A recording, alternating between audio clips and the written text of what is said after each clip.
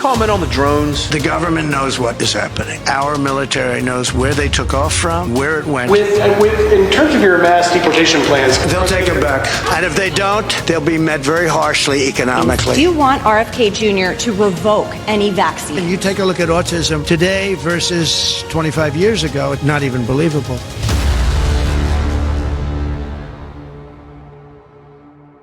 So here's what's going on today so far. Trump is speaking live from Mar-A-Lago. He did take questions from the media, and some of these answers will definitely freak out people on the left. Speaking of freaking out, the defamation lawsuit that ABC settled with Trump for $15 million. Well, now the media is in full panic mode reacting to that. And RFK Jr. is on Capitol Hill speaking with senators this week. We'll see how that goes. All of these stories and more in this video, but let's start with what Trump had to say. First of all, good to see you. Thank you. Good to see you. Yeah. Good to see you. Can you comment on the drones that are flying around New Jersey and the ports? And it seems like the American people have a big disconnect. The government knows what is happening. Look, our military knows where they took off from. If it's a garage, they can go right into that garage. They know where it came from and where it went. And for some reason, they don't want to comment. And I think they'd be better off saying what it is. Our military knows and our president knows. And for some reason, they want to keep people in suspense. I can't imagine it's the enemy, because if it was the enemy, they'd blast it out. Even if they were late, they'd blast it. Something strange is going on. For some reason, they don't want to tell the people. And they should, because the people are really, I mean, they happen to be over Bedminster. Want to know the truth? They're very close to Bedminster. I think maybe I won't spend the weekend in Bedminster. I've decided to cancel my trip. Now, as we go throughout this video, there's going to be more questions really about everything that is happening in our country today. So clearly they were going to ask him about the drones over the skies of New Jersey and other places across the country. I said it in my video yesterday, you know, it's our own government, which is why they won't shoot them down. It's very simple. And the reason why they won't shoot them down is maybe they're running an exercise, maybe they're testing, maybe they're actually searching for something. Who knows? This is why they don't like Trump, which is really the bottom line here, is because he tells the truth. He tells it like it is. And it's just interesting how he's willing to come out and actually answer the question, but President Biden. Now let's move to the next pressing issue, is the mass deportation. Here he is responding to a question about countries taking back these migrants. Watch. In terms of your mass deportation plans, have you had any preliminary discussions with countries like Venezuela, from where the Trinidad gang is now popping up? They'll take them back. They're all taking them back, yep. And if they don't, they'll be met very harshly economically. Okay, they'll all take them back. You know, Venezuela and other countries were not behaving very well with us during my administration, and within 24 hours, they were behaving very well. They'll all take them back. I can't say it enough. You know, this is who Trump is, right? He's not a person who's going to back down, shy away, and be passive. He's going to put the world on notice. He's going to let you know where he stands. He's going to let you know what he wants. And that's the problem that we've been experiencing over the past 4 years, where our leaders have been weak. You know, they won't answer questions. They don't stand up for the American citizens. They're too compassionate with people who break the law. They're not willing to hold other people accountable. Why? Because they won't even hold themselves accountable. Think of that disastrous Afghanistan withdrawal. Nobody was held accountable, even though there was 13 service members who lost their lives when that didn't actually need to happen. Now, it's not just Trump. It's also who he has picked to be in his cabinet. And here he is responding to a question about senators who are putting up a fight against his cabinet picks and what he will do about that. Watch. If they're unreasonable, if they're opposing somebody for political reasons or stupid reasons, I would say has nothing to do with me. I would say they probably would be primaried. But if they're reasonable, fair, and really disagree with something or somebody, I could see that happening. But I do believe that if they're I think we have great people. I think we have a great group of people. Pam has been unbelievably received. You take a look, Pam Bondi. So many have been just unbelievably received. I think Pete Hegseth is making tremendous strides over the last week. He's going to be great. Look, he went to Princeton, he went to Harvard, he was a great student there, but he really was, from the first day I met him, all he wanted to talk about was military. He's just a military guy. I think it's a natural. This was my idea. And, Pete Hegseth gave up a lot because he was going big places in Fox, big places, a lot of money. And he didn't even hesitate. When I said, do you want to do this? He said, absolutely. Now, if you're getting value so far from this video, please do us a favor, like, share, and subscribe to our channel. If you want to support us further, go to the link in the description below, shop our merch store, or you could buy us a cup of coffee. And what you're going to continue to see as we move forward towards January 20th and these confirmation hearings is senators and the media crying and complaining at the pressure they are experiencing to support Trump's cabinet picks. But I didn't find them to be experiencing that when it came to Joe Biden and who he nominated, right? They just all laid down for him, but now they want to actually stand up against Trump. Make that make sense. And the only reason why I believe they are doing this is because of the fundamental reason is that they represent the establishment and Trump and his cabinet picks do not. Now, the next issue here is the media's obsession with RFK Jr. and his beliefs about vaccines. Here's Trump answering questions about that. Two quick questions. First, on vaccines, do you want RFK Jr. to revoke any vaccines? No, I want him to come back with a report as to what he thinks. We're going to find out a lot. We're doing two things. We're going to have tremendous cost savings will come out of this. That's a minimum. And we're also going to have, and I think, very serious discussions about certain things, whether it's pesticides. Europe doesn't use pesticides, and yet they have a better mortality rate than we do. They don't use pesticides. In fact, they use it as an excuse not to take our farm product. We spend billions and billions of dollars on pesticides. And something bad's happening. Again, you take a look at autism today versus 20, 25 years ago, it's like not even believable. But what's so interesting, President Trump, is they're more focused on RFK Jr. and his beliefs than on the actual problem of autism. And then when you tell them the stat about autism, they have nothing to say. I just find that to be so interesting. Here's another question on RFK Jr. Can I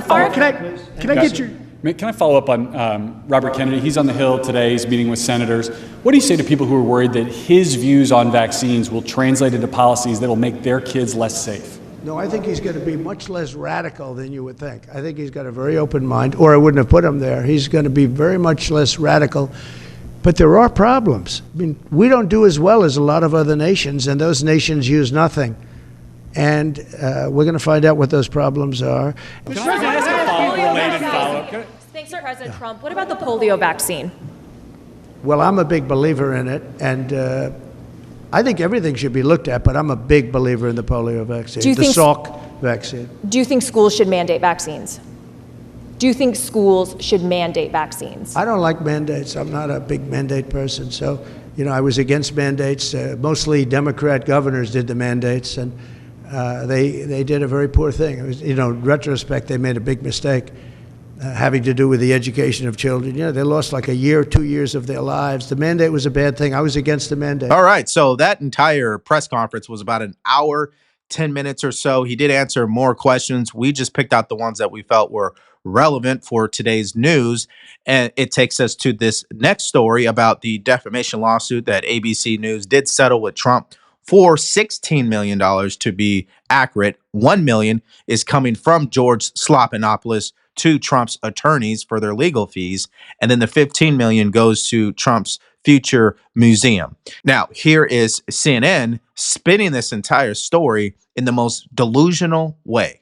Watch. Well, and there are a lot of different ways to talk about this, Brian. I mean, Donald Trump has said a lot of things about people, places, you name it, that have been false and so on. And it just strikes me as a bit rich that, he's going to be the recipient, or his presidential foundation is going to be a recipient of this kind of large settlement. I had to pause it because I really wanted to say this, because Jim Acosta, he's as worse as they come in the media, especially the individuals who have some personal vendetta against Trump. Jim Acosta, it's very rich for you guys to be complaining about ABC having to do something like this. Remember, George Stephanopoulos did the wrong thing here, and he knows he did the wrong thing. He clearly stated that Trump was held liable for rape. That is not true whatsoever. It's not listed in any of the legal documents. He knows this, and he's supposed to be a first rate journalist. So, no, it's not rich. It's actually the right thing. What's rich is you guys believing that you can continue to lie to the American people and lie about what has happened and think you're never going to be held accountable. And I have to ask you whether or not you think there's just going to be a chilling effect on the news industry just as he is coming into office because of this. I mean, I suppose it's almost a rhetorical question because the answer is yes. The answer is yes. Media lawyers are worried about this. They're preparing for it. They are preparing their newsrooms for it with the expectation of more lawsuits, more leak investigations, more subpoenas in the months and years to come. There's a great AP story about this morning saying there's a balancing act right now for the press between being fearful and just being prepared. Doing our jobs, but being aware of the climate. And maybe that's partly what ABC was doing here. ABC, as a source there, said to me, we needed this problem to go away. They were trying to explain the payment that way. So there's a few things at work here if you're looking at the bigger picture of all of this. Number one, these news organizations, they're at a crossroads. They have to decide if they're going to continue to report the news in the same way they've been doing over the past 10 years, which has led to a significantly decrease in public trust and ratings. Secondly, and number two, it's not about a balancing act between being scared and being prepared. It's a balancing act between, are you guys ever going to actually tell the truth and be neutral and respect the office of the presidency? Or are you guys just going to continue to do what you've been doing, which has gotten you guys in a lot of trouble already? The press is in a difficult position. Everyone understands that. That doesn't change the obligation to be straightforward and objective when it comes to Donald Trump. I would just say, this feels like it has a real chilling effect. Shout out to the standards department. Okay, standards is always making sure that we are keeping the bar high and substantive and accurate. But what George Stephanopoulos said in that interview, it seems to hold up with what the judge said after the fact. And now his news organization and himself, George Stephanopoulos himself, is paying $1 million of his own money to the lawyers, and ABC at $15 million. It's insane.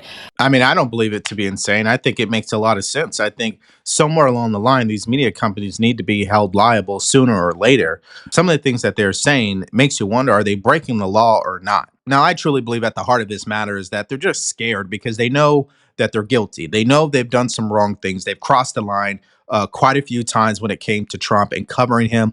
Is he probably the most difficult person in history to cover? Sure he is. But that doesn't mean you need to go into the news and defame him. Now, speaking of individuals who are scared, RFK Jr. has definitely triggered a lot of people in the medical community, and they want to do whatever they can to stop him from being confirmed as the next director of Health and Human Services. Now, Bernie Sanders, on the other hand, does not have that attitude, and now he is getting a lot of flack for saying this about RFK Jr. Watch this.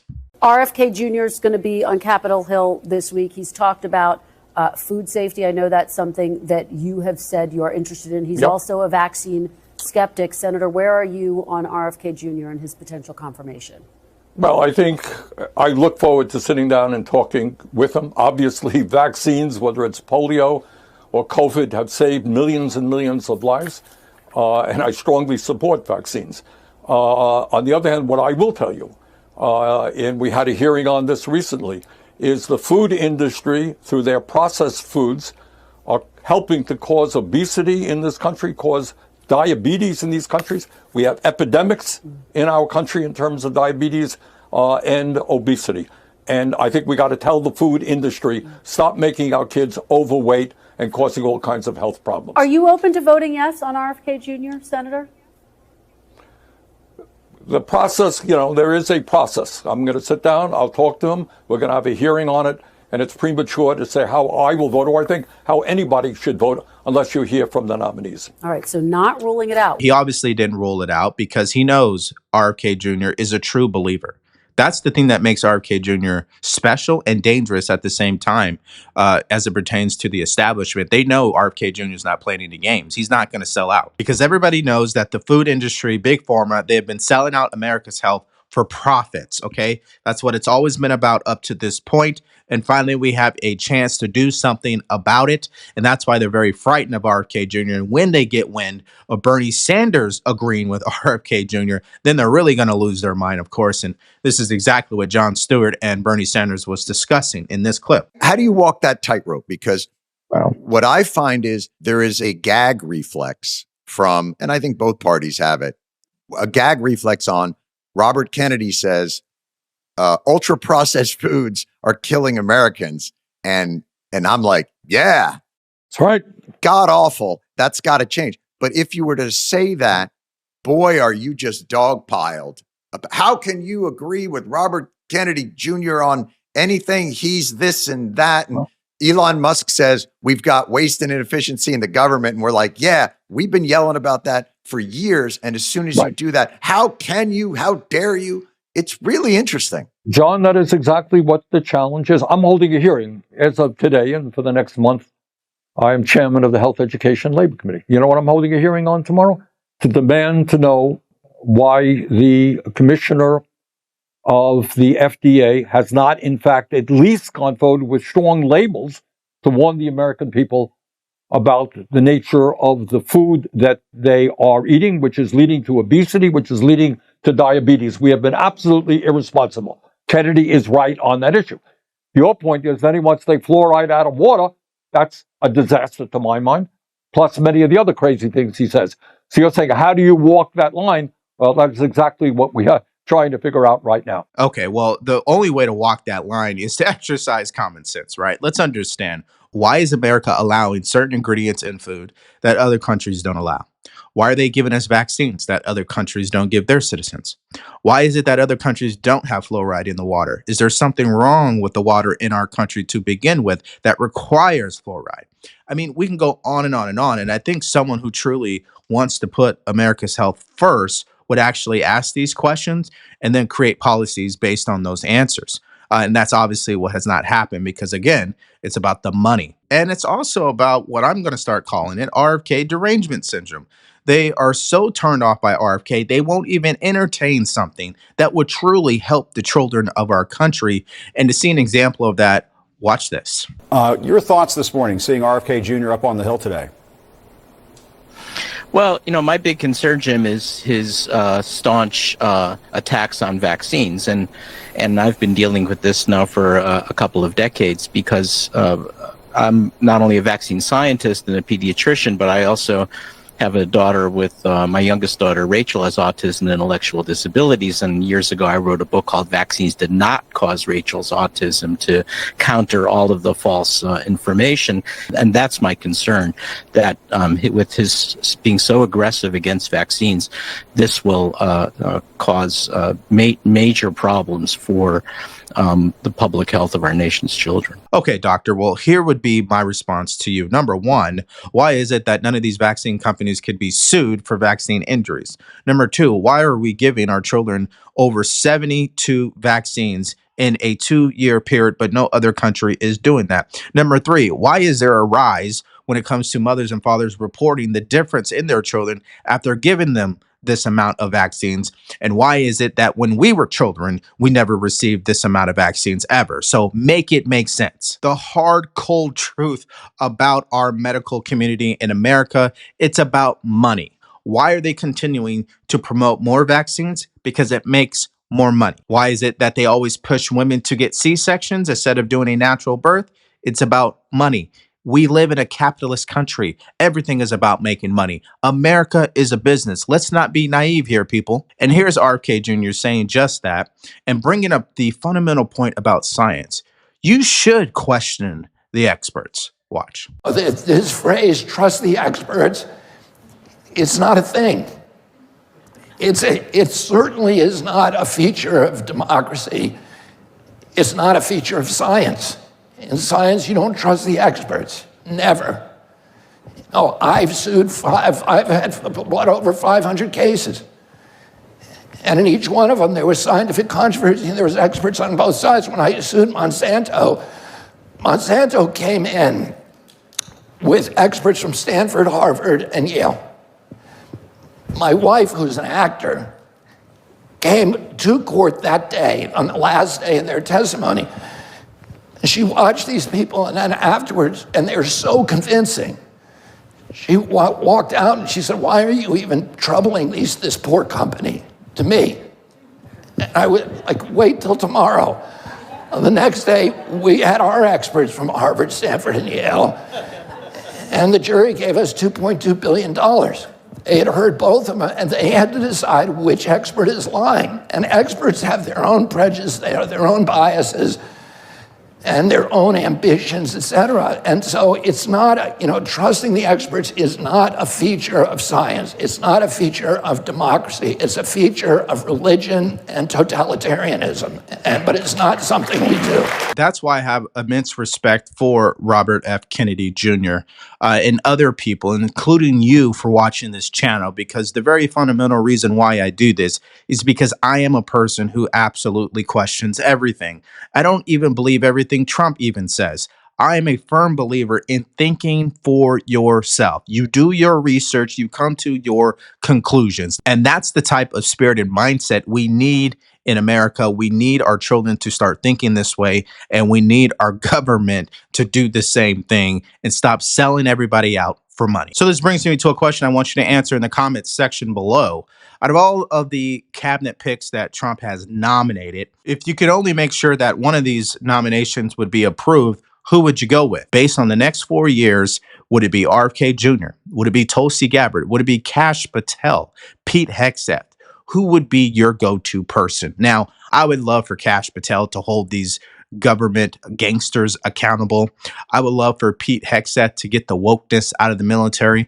I would love Tulsi Gabbard to make sure the intel community is focusing on our actual enemies and not on the president of the United States. But I really have to go with RFK Jr. because I believe that the true enemy of America is not actually our adversaries, it's ourselves. And if we are allowing companies to kill us from within with the food and the vaccines and the pills and all of these other things that only treat symptoms but not the root cause, we're already dead before we even had to go against another country. So that's the way that I think. Let me know what your answers are in the comment section below. Now, in the name of transparency, Stephen A. Smith has made a stunning confession after he learned that FBI informants were present during January 6th at the Capitol. And even though they spent all the time, the money, the resources, and a sham committee hearing about January 6th condemning Trump, it's safe to say that it was really all just a sham. And if you want to see Stephen A. Smith melt down over that, all you have to do is click on that video because it's coming up right now.